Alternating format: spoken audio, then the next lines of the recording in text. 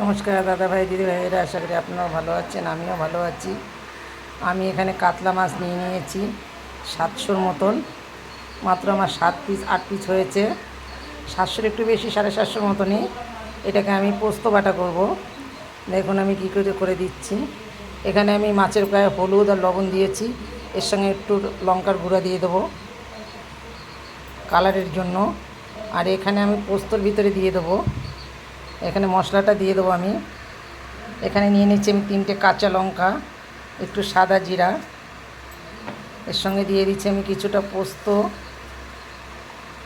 এর সঙ্গে আমি দিয়ে দেবো একটু সাদা সর্ষা, এর সঙ্গে দিয়ে দেবো আমি একটু 10-12টার মতন গোলমরিচ দিয়ে আমি জলে কিন্তু 10 মিনিট মতন ভিজিয়ে রাখবো। এবারে আর 2টো কাঁচা লঙ্কা দেবো আমি পরে। এখন মাছটাকে আমি কি করে রান্না করব, পোস্ত বাটা দেখেন। আজকে আমি ঝোল করব না, আলু টালু কিছুই দেবো না, গামাখা করে আমি পোস্ত বাটা করব। এখানে কাতলা মাছটা আমি মাছটাকে মেখে 10 মিনিট মতো রেখে দিয়েছিলাম রেস্টে। এখন আমার তেলটা গরম হয়ে গেছে, এখন আমি মাছটাকে দিয়ে দেবো।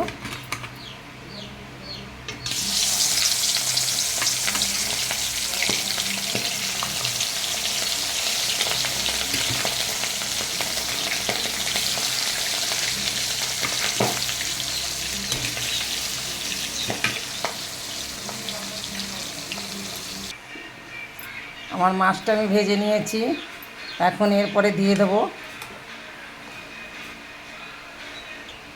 আমার মাছটা ভাজা হয়ে গেছে, তেলটা আমার গরম আছে।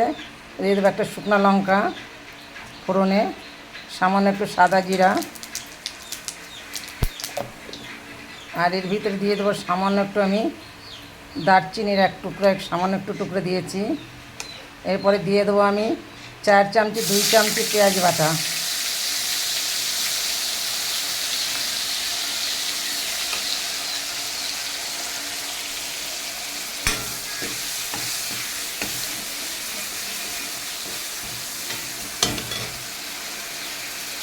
পেঁয়াজটা কিন্তু আমার অনেকটা ভাজা হয়ে গেছে। এখন এর সাথে দিয়ে দেবো আমি কিছুটা টমেটো বাটা।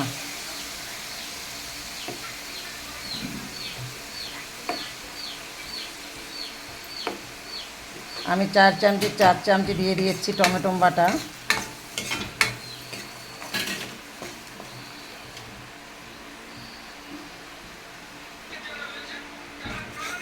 আমি এর ভিতরে দিয়ে দেবো একটুখানি আদা বাটা, 4 চামচির 1 চামচি।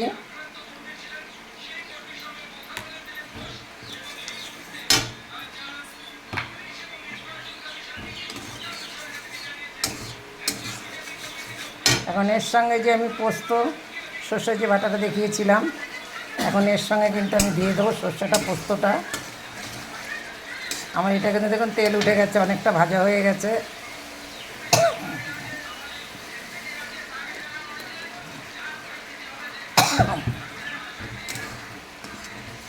এখন এই পোস্ত আর কাঁচা লঙ্কা আর সর্ষেটা যেটা আমি দেখিয়েছি সেটা আমি দিয়ে দিচ্ছি এর ভিতরে।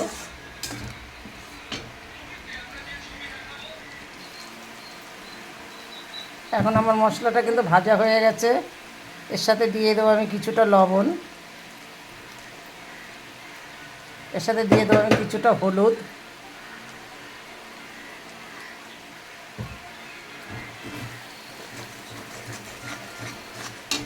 এখন আমি এর ভিতরে দিয়ে দেবো কিছুটা জল। যে পরিমাণ মতন আমার জল লাগবে আমি ততটাই জল দেবো।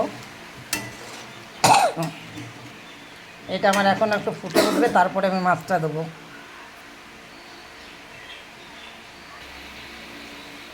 এখন আমার এটা ফুটে উঠেছে, আমি এখন ভাজা মাছটা দিয়ে দেবো।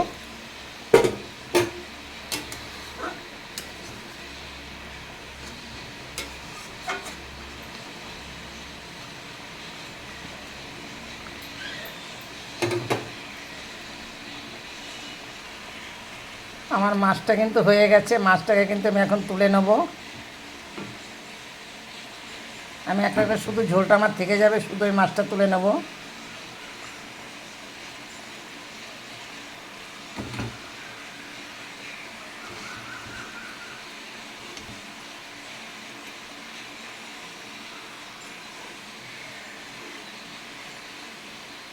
এবার যে ঝোলটা আছে এর ভিতরে আমি গরম মশলা দেবো।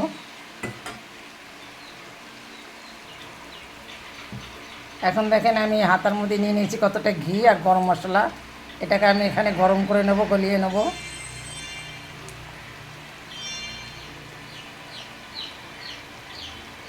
একদম অনুষ্ঠান বাড়ির মতন কাতলা পোস্ত করেছি। আপনারা দেখেন কিভাবে করতে, অনুষ্ঠান বাড়ির মতন কাতলা পোস্ত। এটার পরে ঝোলের পর ধরলেই গরমে কিন্তু ঘিটা গলে যাবে।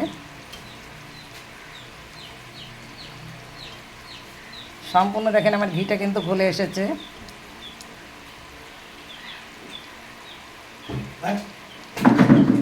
যত অনুষ্ঠান বাড়ি আপনারা কাতলা মাছ খান, কাতলা পোস্ত এইভাবেই কিন্তু সিস্টেমে করে দিয়ে যেখানে। এখন আমার এটা কিন্তু গলে গেছে। এখন আমি ঝোলের পরে কিন্তু এটা দিয়ে দেবো। এখন একটু ফুটে উঠলে আমি কিন্তু এটাকে নামিয়ে নেব।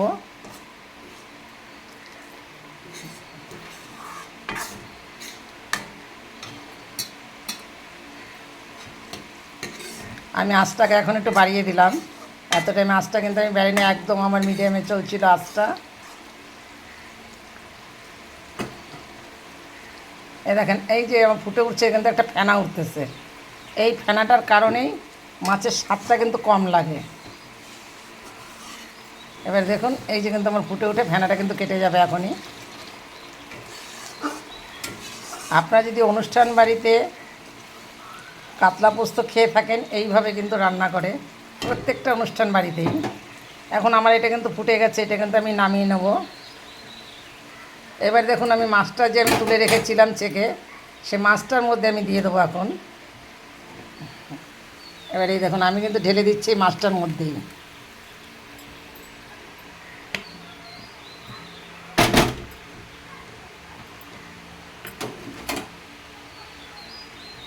আমার কাতলা পোস্ত কিন্তু আমার হয়ে গেছে, আমি কিন্তু নামিয়ে নিয়েছি।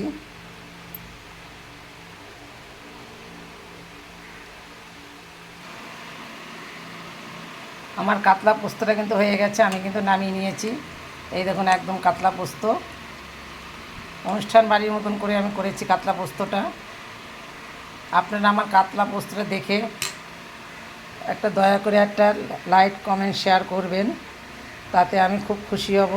একটু দয়া করে করবেন, আমার ভিডিওটা দেখে লাইক কমেন্ট শেয়ার করবেন, আমি খুব খুশি হব।